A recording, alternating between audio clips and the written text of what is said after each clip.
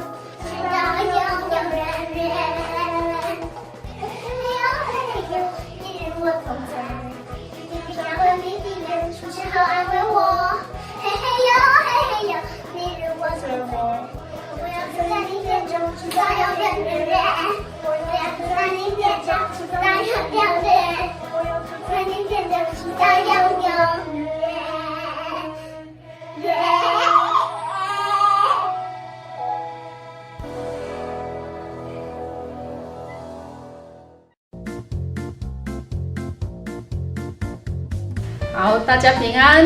我们上周听了诺亚方舟的故事。我们知道诺亚有3个儿子，那其中有一个儿子名字叫做闪，对，闪电的闪。那闪呢，他后来又生了很多的后代。他的后代里面呢，有一位丁干有名声、干有出名的信心之父是谁亚伯拉罕。对，亚伯拉罕呢，他为什么会被后代的人称为信心之父呢？因为他有很多对上帝有信心的榜样，所以后代的人，包括我们大家，都是因为他，我们才能成为一个基督徒。所以呢，他是一个很重要的人物哦。我们今天就来听听他的故事。亚伯拉罕一生活了175岁，他本来名字叫做亚伯兰。跟他的太太萨来住在很多在拜月神的两河流域的地方，不论是以前住过的乌尔，或是他们正住的这个哈兰城，都是非常的异教盛行。那可是亚伯兰他不相信说人怎么会需要去拜那些用人的手所雕刻塑造出来的偶像呢？他的这一点很有智慧的认识上帝非常喜欢他。那亚伯拉罕其实他的家境不错，又娶了一个很美丽的妻子，但是呢，就是结婚很久了都没有生孩子。小朋友，如果你是亚伯兰，你像他一样在祷告的时候，你会祷告什么呢？应该会想要求儿子，对不对？即使只有一个也好。那果真呢，在他75岁那一年，对，75岁那一年，上帝呢就跟他说：亚伯兰，你要离开本地本族父家，到我所指示你要去的地方。我要使你的国为大，我要赐福给你，我要使你的名为大，让你成为大国。我还要让众人因你而得福。亚伯兰一听，他非常开心，就带着他的妻子，还有他的侄子罗德，还有他的一些家当、牛羊等等，就离开了哈兰那个地方。他们从很多房子的乡镇一直走着，跟着上帝的指示走，再到房子越来越少的乡村，然后又到越来越偏僻，几乎看不到房子、见不到人烟的旷野地。在这样走的过程，罗德还有他的妻子，他们可能也会怀疑说：我们真的要离开这个都市舒适的地方，要去那个荒郊野外吗？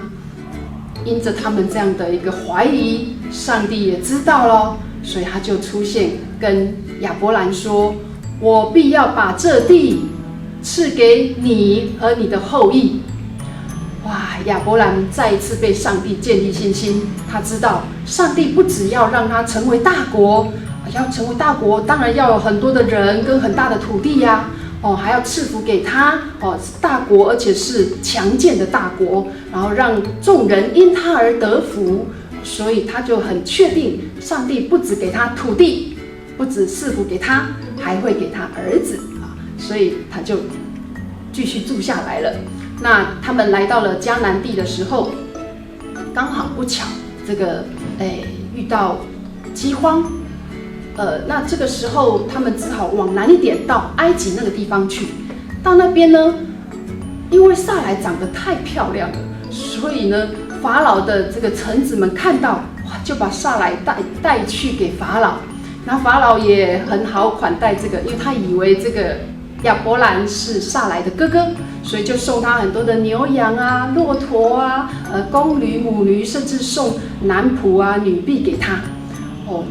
但是呢，上帝可不允许这种事情发生啊！他就降灾祸给法老跟他们全家。那法老这个时候才知道原来撒来是亚伯拉罕的妻子所以他只好把撒来赶快送还给亚伯兰，并且把他们请离开了。他们就又再回到迦南地。那回到迦南地呢？亚伯兰突然多了好多的牛羊跟仆人啊！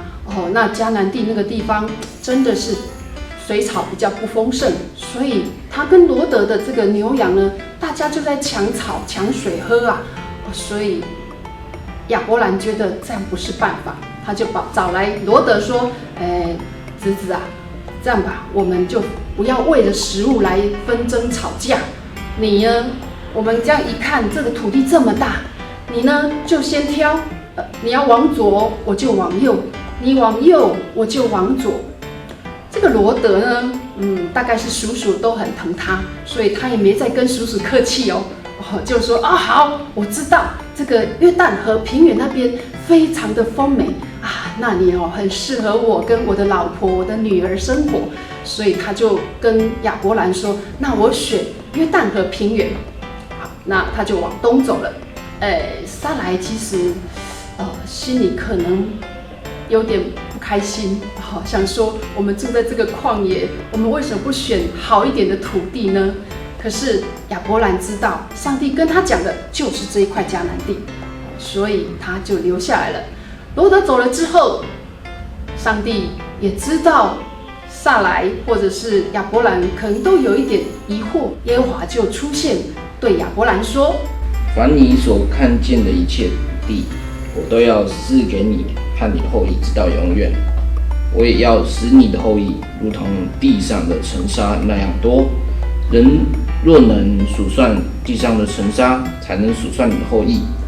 是的，上帝再一次跟亚伯兰确认说：哇，你呢？现在你不要去羡慕罗德往约旦河平原去啊！你看这边东西南北，我都要赐给你。现在你起来，你走得到的地方，我就要送给你，赐给你为地。所以这个亚伯兰呢，如果是你，你会怎么样？努力的去走，对吧？把土地全部都化成你的哈。所以呢，这个亚伯兰就在那边有了一块很大的土地在那里生活。那这样一生活下去呢，也过了10年了。过了10年，萨莱还是没有生孩子。好，那可能时间真的好久哦。亚伯拉罕也自己想办法，他就在他的仆人里面呢，找了一位大马士革人以利以谢。他觉得，这个年轻人也是在我们家生的啊，虽然他是仆人生的，但是呢，在我们家生的也算我的孩子吧。他呢，也聪明伶俐啊，那也有忠心。好，那上帝呢，知道了他的想法之后，就跑来跟他说：“你不要惧怕啊，亚伯兰，你不要惧怕，我是你的盾牌，我大大的赏赐你。我是你的盾牌啊！上帝自己说他是亚伯兰的盾牌，是他的保护，而且还要赐福给他。那亚伯兰就跟他讲：可是我没有儿子不然这样啦，我的那个仆人的孩子大马士革人以利以谢他呢也可以成为我的后裔啊，来承接我这么多的产业啊。上帝就说：不对啊，是从你生的才叫你的儿子啊，才叫你的后嗣啊，我一定会赐给你儿子的。好，那这样一讲呢，当然亚伯拉罕是相信了可是呢，撒拉他的太太撒拉却不太相信，想说好像有很多事情上帝给我们讲了一些事情，可是也没有告诉我们怎么做，我们也要自己努力想办法所以呢，撒来就想说，这样吧，我的仆女夏甲还蛮年轻的，她还可以生，那她也蛮忠心的啊，你就跟她生一个吧。这里就是从你生的嘛，毕竟我这么老了，我已经没办法生了。亚伯拉罕本来也不愿意，但是听他这么讲，好像也有道理。所以就跟夏甲同房，然后夏甲就怀孕。那虽然中间呢，夏甲她也曾经因为自己怀孕，居然就看不起她的祖母不能生育，而因此被赶出去。但是因为她懂得。他也认识上帝，所以这个上帝也帮助他叫他回去撒来那边好好的把孩子生下来。所以终于呢，在他们到了迦南地住的第11年生了以实玛利，也就是亚伯拉罕已经86岁了他生了以实玛利。到了亚伯兰99岁，也就是这个以实玛利都已经13岁了亚伯兰也觉得这个孩子还不错啊，他应该就是我的接班人啊。但是耶和华却在这个时候来找他，对他说：你当在我面前做完全人，我就与你立约，使你的后裔极其繁多。我与你立约，你要做多国的父。你的名不再叫亚伯兰，要叫亚伯拉罕，因为我已经立你做多国的父。我必使你的后裔极其繁多，国度从你而立，君王从你而出。我要将你现在寄居的地，就是迦南全地，赐给你和你的后裔，永远为业。我也必做他们的神。你的妻子撒来不可再叫撒来，她的名字要叫撒拉。我必赐福给她，也必使你从她得一个儿子。我一赐福给她，她也要做多国之母，必有百姓的君王从她而出。好，哇！亚伯兰他听了之后很是开心，但是还有点怀疑，所以他看到上帝的时候，他是趴着听上帝讲话，然后他听到上帝这样讲，他要改名字啊，他妻子要改名字，然后呢还要赐给他一个儿子的时候呢，他虽然很开心，就笑着说，可是100岁的人可以生小孩吗？我都已经100岁，敢还会生？我某已经90岁啊，敢还会生？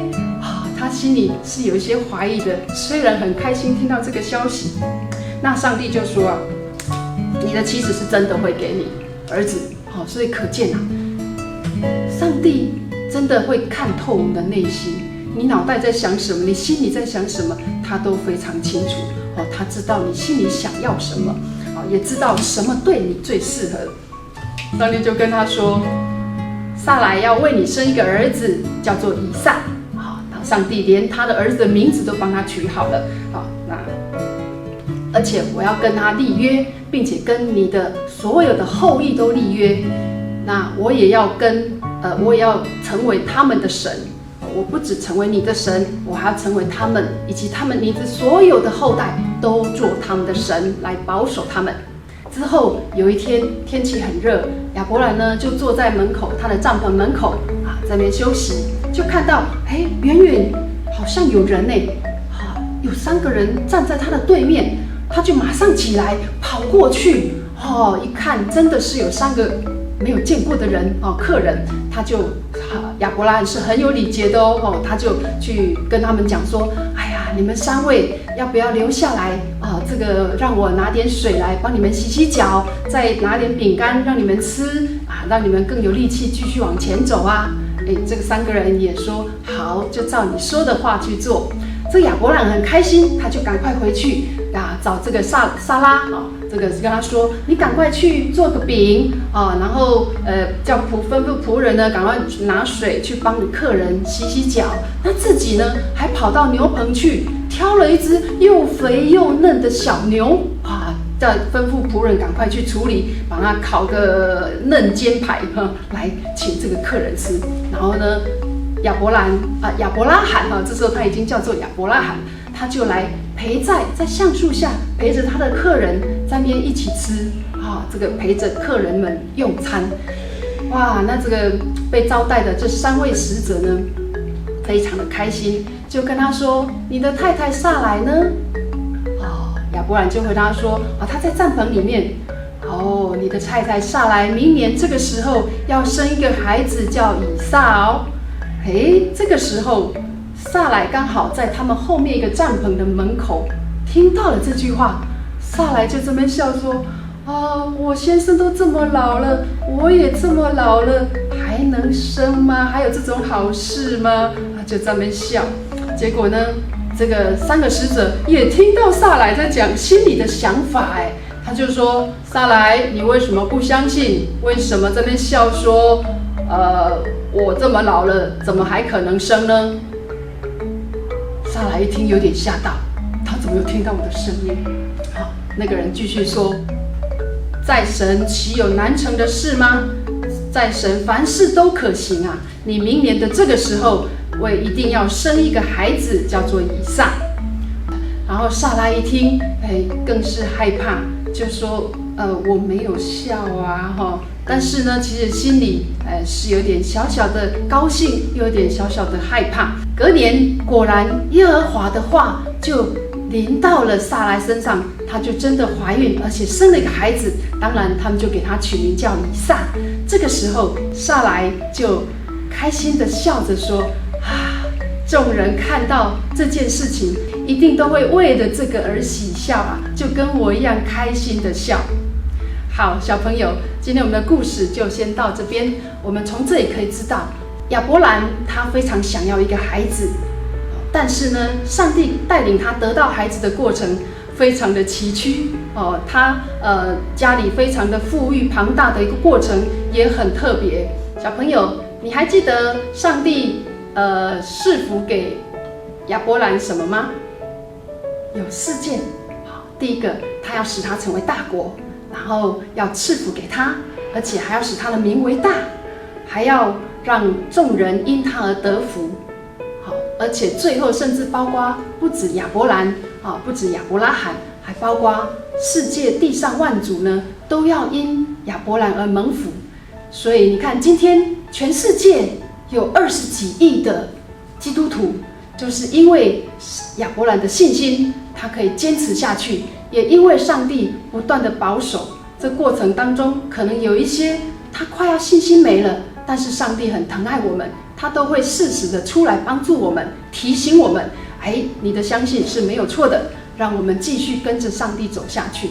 所以在世界上有很多的基督徒就成为别人的祝福，他们到世界各地去建立学校，或者建立医院，或是建立一些福利机构，帮助许多需要的人，特别是帮助许多人可以读书识字，可以认识这个世界，更重要的可以认识上帝的话，然后可以从这边跟上帝有很好的沟通，认识上帝，跟随上帝。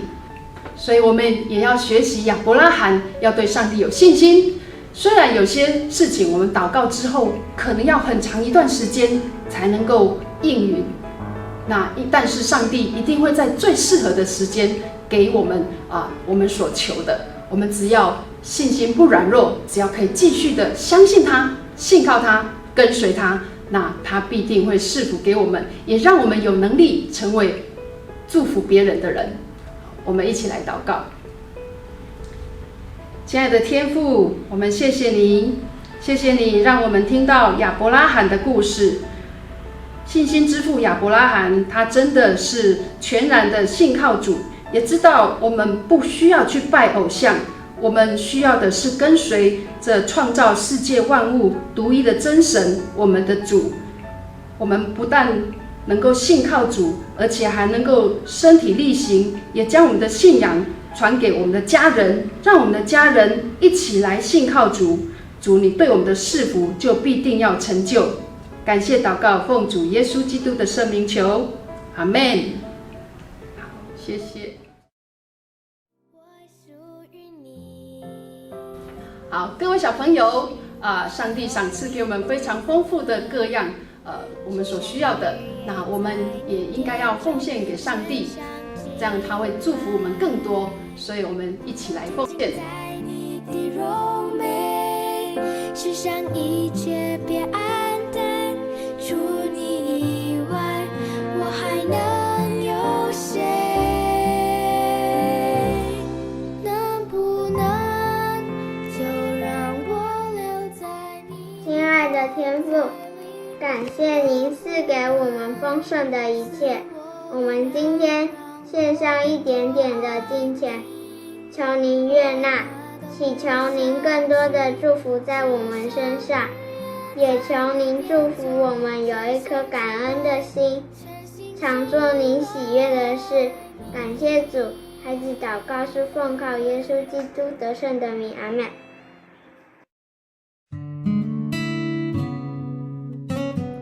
亲爱的主耶稣，我们感谢你，让我们终于要开学了。求主保守每个老师及学生，让开学顺利，让校园能保持健康清洁，不成为防疫的破口。求主耶稣也继续保守台湾的疫情能降级，让台湾的产业能尽快恢复，让每个大人的工作可以稳固，也求主让台湾的政治团队有智慧，顺利防堵非洲猪瘟，别让病毒扩散进入养殖场。最后特别请求上帝保守阿富汗人民，让他们在极端主义政府控制下，伤亡能降到最低，期盼他们早日能恢复和平的生活。祷告都是奉主耶稣基督的名求，阿们。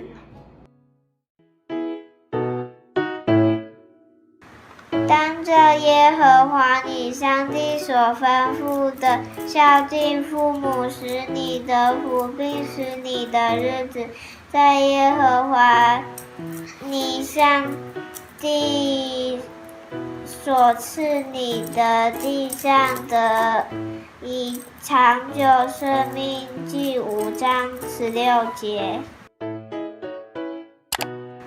当着耶和华你上帝所吩咐的，孝敬父母，使你得福，并使你的日子在耶和华你上帝所赐你的地上的以长久生命。第5章16节。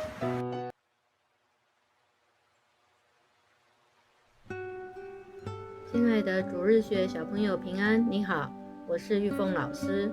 从5月到现在，台湾因为 COVID-19 疫情侵袭着我们，有好长一段时间，连最喜欢去的公园、餐厅或是旅游景点，我们都无法去做，只能被留在家里，戴上口罩，保护自己，保护别人。然而，因为台湾每个人都愿意牺牲自己的自由，终于在3个月后的今天，疫情好转了许多。我知道你也尽了自己的一份力量，好好待在家中，和大人一起防疫。谢谢你的尽心尽力，我们还差1里路，大家继续防疫下去哦。